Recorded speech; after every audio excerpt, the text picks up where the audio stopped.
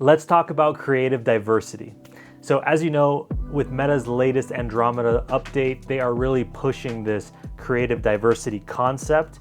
They're really encouraging advertisers to try to make very diverse creatives, very different creatives, so that you can reach more people and you can keep everything fresh and you can perform best in the auction. Now, in today's video, I'm gonna discuss what does that even mean? And I'm gonna give you a framework to think about how do we actually make diverse creatives, and then we're gonna look at some examples. So without further ado, let's jump into it. All right, you guys, so creative diversity, what does that mean? So basically it just means making completely different ads, right? Different message, different angle, different customer persona that you're targeting, different style, different creative format like video versus static. So creating variability in your advertising assets is going to, in theory, according to Meta, give you better results. Okay, that's what they are trying to encourage us to do. So we're trying to, adapt to the new algorithm. So again, creative diversity just means making very different ads. Okay, so I think Meta, they published this here, and I think it was a very good visual for what they mean by creative diversity. So you can see here on the left, you have two ads that are basically identical in style. They're both static images, but the only thing that's different here is two different headlines: a space adventure like no other and ready for a space adventure. So in my opinion, this one is targeting the same angle. It has the same style, right? It's a static, and they're just testing a headline here, okay? So that's similar message, same style, right? So you can see the continuum up here in the top. This is less differentiated. So to the algorithm, according to Meta, these two would kind of be treated in a very similar way, or Meta would see them almost like the same thing, even though they're not. Okay, now let's look at the middle one. So you can see we have a story ad here, and it says differentiated message, same style. So they both have the same pretty epic looking image, but it says a space thriller like no other, right? And then the other one says get 1 month of streaming for free. These are definitely more different from one another. As you can see, this one still is testing a proper headline, a space thriller like no other. It's really focused on trying to attract people that are into thriller movies, right? Whereas this one on the right is more focused on just the offer, right? So get 1 month of streaming for free. So you can imagine that these are targeting two different people. Maybe with the one on the left, it's targeting people that, they're interested in watching the movie. So they're going to sign up for the service to be able to watch the movie. That's one way of finding customers. Another one where it says get 1 month of streaming for free. This is purely offer driven, right? So you can see these would open up two different markets if you think about it. So this is kind of somewhere in the middle on this continuum. Now, if we go to more differentiated, now you can see on the left it says new movies await you, and we have a static image here, and then on the right we have a different static image that says get 1 month of streaming for free. So again, they're different styles and different messages. So this is what Meta would consider as more differentiated or more diverse. Cool. So now that we understand that, let's talk about, or what are the different levers that we can pull to make our creatives more diverse, okay?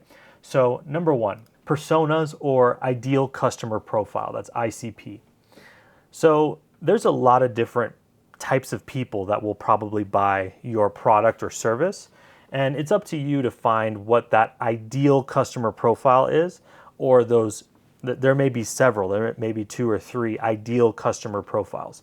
Usually there's one dominant one or 2 maybe that will be the bulk of your audience, but it's up to you to find what are those personas and know them to an extremely deep level, right? Know their desires, their hesitations, their pain points, what kind of problems are you trying to solve for them? What type of content do they watch? What type of tone do they use when they speak? What do they do for work? What do they do on their free time? You need to know all of this, right? What do they care about? Why are they buying, right? So this is going to help drive creative diversity because you can target one persona with a group of your ads, and then you can target an entirely different one with other ads, right? All within the same ad account, right? And it's going to give you a more diverse portfolio of ads. Okay, so that's one way to vary up your creatives. The next is within a persona, right? Let's say you have your ideal customer profile. Well, even within that, there may be various angles that you can approach your product or service, right? And from all the copywriting studies that I've done, there's usually one or two predominant angles that are going to bring way more results than others, right? Maybe it's a more scalable message, or it's an angle that just resonates more and gets people to take action and buy, right? So you may have 5, 10 different angles that you need to test, and your job as the advertiser is to find what is that top angle or those top 3 angles that are going to bring you the most economic benefit or bring you the most money, basically. So that's another way to creative diversity, right? You have different angles that you can approach. Now, even within the angles, you can have different headlines. So kind of like in this example that we saw here, I'm going to show you a quick example of an angle that I was targeting for my school group and how I was testing various headlines within that angle. So check this out. I have one ad set here. This is an ABO testing campaign, and then I have 4 ads that are targeting basically the ditch your agency angle. So my premise here is people are fed up with agencies. They've been lied to, they've been scammed. They want to bring their ads in-house. They want to save money. They don't want to keep paying these high retainers. So why not just learn it yourself, right? That's the premise. So here's how I'm pitching this. So here's the first headline. Ditch the expensive agency, scale your meta ads in-house. Beautiful. Let me do it like this. No, hold on. So here's the second one. Stop wasting budget on agencies. Scale meta ads yourself. Right? It's kind of saying the same thing, but it's a different headline. Here's the next one.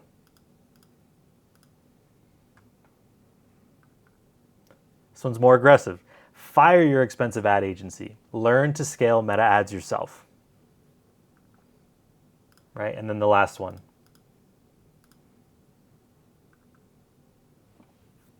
Why pay $5K to an agency? Scale your own meta ads for $99. So you can see I'm basically targeting a brand owner, business owner, or a coach, digital product owner, something like that. I'm testing out these different headlines within this angle. So that's what I mean by headlines. Now, emotions, they say that people buy with emotion and then justify their purchase with logic. So if you can tap into what are the key emotions that your ads need to elicit to get the person to buy, then you can really almost start testing various emotions within your ad creative. So you could have an ad set that you're just testing, a specific emotion, and then a different ad set that's testing in a completely different emotion there. And then the last one here is awareness and sophistication, right? So if you haven't watched my copywriting course, check it out. It's right here. I'll put it in the link in the description. But there's various levels of awareness and sophistication of the market. And so you may be able to speak to different levels of awareness and sophistication within your market, right? So if it's a completely unaware market, they don't even realize they have a problem, then you may need to have some more educational style ads. But then you can have some more problem aware ads and then solution aware ads that kind of guide them through that journey to ultimately buying your product or service, right? So those are ways that you can vary up your messaging. Like how much education are you doing? How are you positioning your product? How much information are you giving, right? So that's another way. But if you want to learn more about that, check out that video. So that's all about the messaging, okay? Next is going to be the media type. And this is really interesting, right? So static images, videos, carousels, dynamic catalog ads. Now, in this case, you can start employing all these, right? So what I tend to do is I will start with static images and I'll start to test various angles to find that top 1 or 2, 3 angles that really resonate. And once I find that, then I turn around and make videos. A lot of times making videos for business owners can be very difficult, or maybe they don't want to get on camera and stuff like that. But whipping up static images, if you have a good designer or if you can do it yourself, you can do it like this. and it's also cost effective. Sometimes, with videos, you have to send a video out to a UGC creator, you have to send it to an editor. It's a lot of back and forth, right? And speed is everything in this game. So that's why I like to do that. Now, if you have a great video team, or you're a content creator, you can whip up videos quickly, then you can, by all means, start with videos. Videos are really, really great. Now, another thing that's really interesting, let's say you're a person that only buys stuff on Instagram from static images. You've bought like 10 different things and they've always been static images. Well, guess what? Meta knows that, and they're gonna continue showing you static image ads, right? So if you're a business owner and you're only making video ads, right, you're hitting this pocket of people over here, but you're completely ignoring the static image people. So you may be able to completely unlock a new pocket of people to sell to just by changing your creative format. So going from videos to statics, or vice versa, or using carousels or DPAs, dynamic catalogs, stuff like that. So I would say what I like to do is like master one. And ultimately, I've worked in a lot of different ad accounts where, for whatever reason, like statics just like always work and videos don't, or vice versa. So I just tend to follow what works, whatever works for the business, like whatever we can whip up quickly and effectively is what I tend to do. And then once I've kind of mastered that, or I have a base of profitable campaigns, I'll start experimenting with other creative formats. Okay, so that's media type. Next is going to be the creative framework. So, I see a lot of people, they talk about these tools. I think there's one's called like Foreplay. There's a couple other ones like Motion, I think, where they will, use the tool to see a lot of templates and ads and stuff like that. And, I think that that's very useful for sure, but you can't like force a concept onto a framework, if that makes sense. What you should be doing before you do any of this is deep market research, okay? And let the market research inform you as to which one of these creative frameworks would be the most effective to persuade the person to take action and buy, right? So it's like, if we are talking, let's imagine we're talking to a completely unaware audience that doesn't even realize they have a problem, and then you come forward with a static image that's all about your offer, right? That's never going to work, right? That they don't understand. They can't connect the dots between. They don't even realize they have a problem. So, why are you trying to come with a solution, right? So, that's just one example, right? But you don't want to force an us versus them when it doesn't really make sense, or over-educating a super aware, sophisticated market. Like, these things don't work. So you need to think about the market research and what the audience has told you. What have your customers actually told you? And then you give them what they want, basically. For example, in my case, I talk to a lot of very skeptical business owners that have been burned by ad agencies in the past. So what do I need to lead with? I need to lead with authenticity, with case studies, social proof, risk reversal. All these things work in my case because that's what they need. Now, if you're working in a different type of business, there's going to be other techniques that you need to get people to take action and buy. So these are, you can pause the video, you can save these.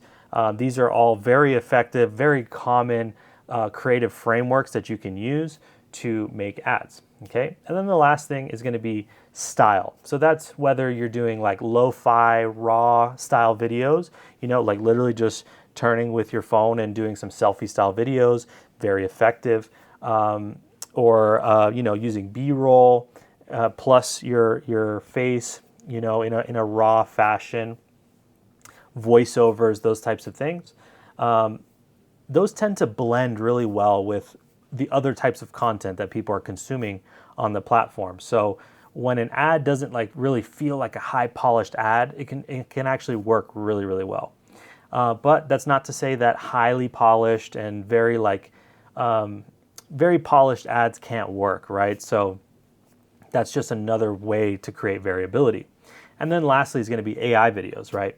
So my personal opinion is, if you're in a low trust kind of market where people, they don't really believe you, I personally stay away from AI, like avatars and stuff like that. Like, I basically try to avoid trying to pass off an AI as a real person. I think that lowers trust, and people ultimately want to buy from people. They want to buy from people they trust. So I think AI can work really well for hooks, or if the AI is used in a way that's it's very on the nose, like it's obvious that it's AI, like a cartoon or something like that, can work. But in general, I'm never trying to like pass off, fake things as real things. And AI you can use in both videos and statics. I have one client that they're huge and they primarily use AI created static images and they just work.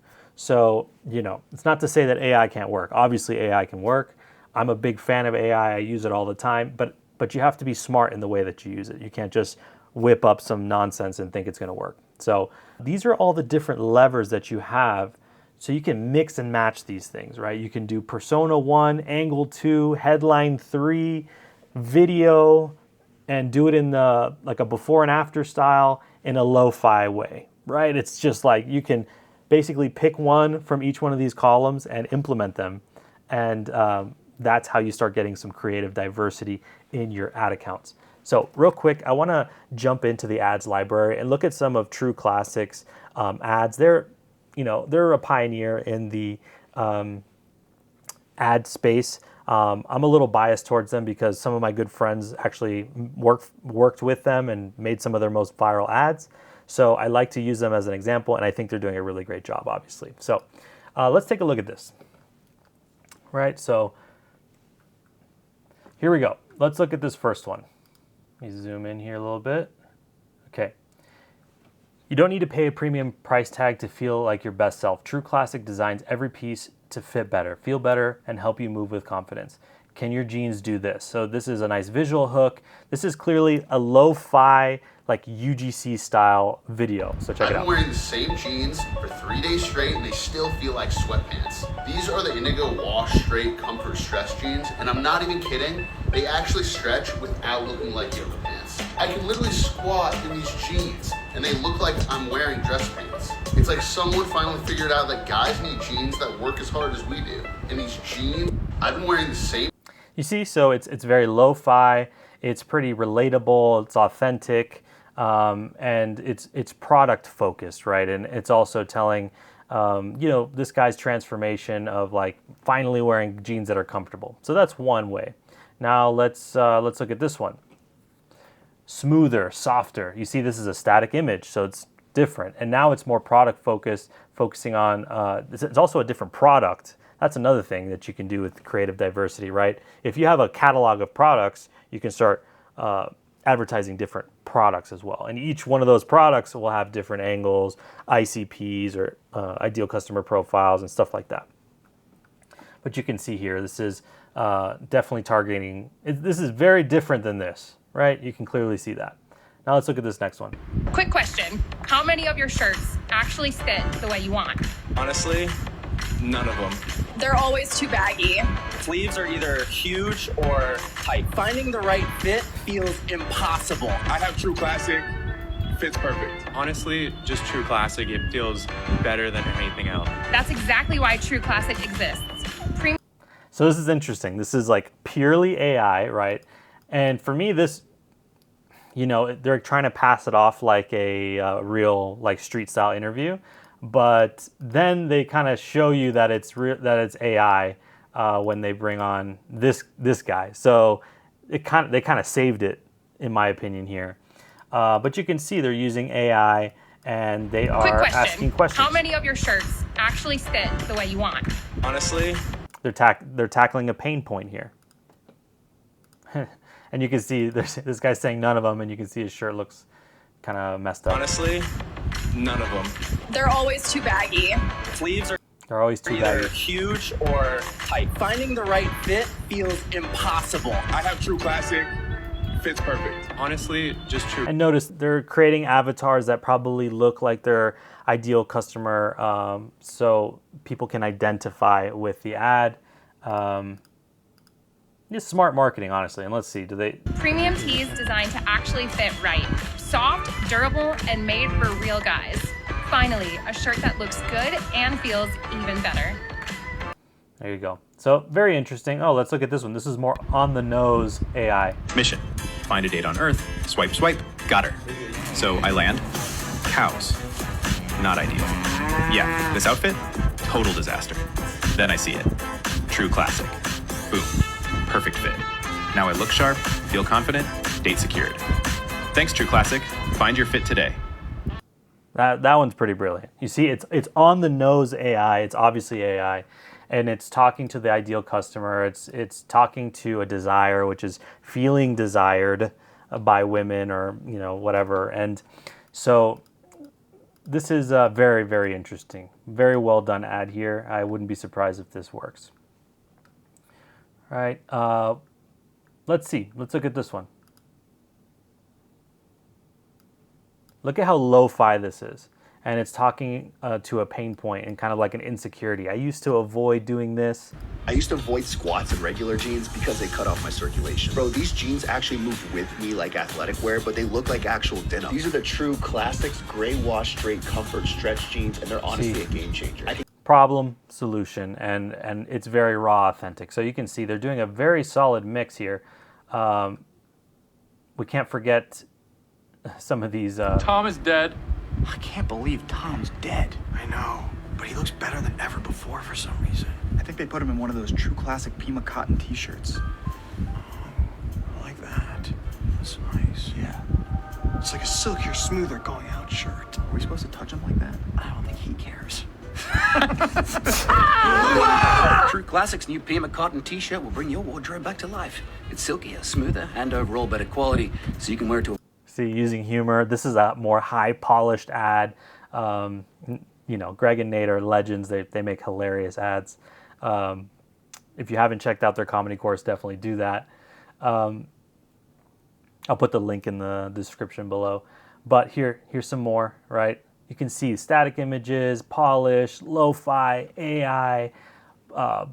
There's some that are very focused on the offer. Let's look at one of those real quick. Here's some offer-focused ones, right? So you can clearly see True Classic is doing exactly what we're talking about. They're targeting different angles, different styles, and their results show it. So that's all I wanted to show you guys. Thank you so much for watching. I hope that was interesting, and I will see you on the next one. All right, you guys, that's it for today's video. Thank you so much for watching. If you're looking to dive deeper into any one of these topics, like the technical side of meta ads, persuasive writing, human psychology, these are all things that we are discussing every single day inside of my school community. The group is only $99 a month, and the value that you get inside is absolutely insane. Guys, the information that I'm bringing to this group are things that I'm testing across many, many ad accounts. And not only that, we have other experienced advertisers, and collectively, we're looking across like over 100 ad accounts. So everything that I bring to the group is tried, tested, and proven at scale. So if you're interested in getting an unfair advantage when it comes to meta ads, then I highly recommend that you join the group.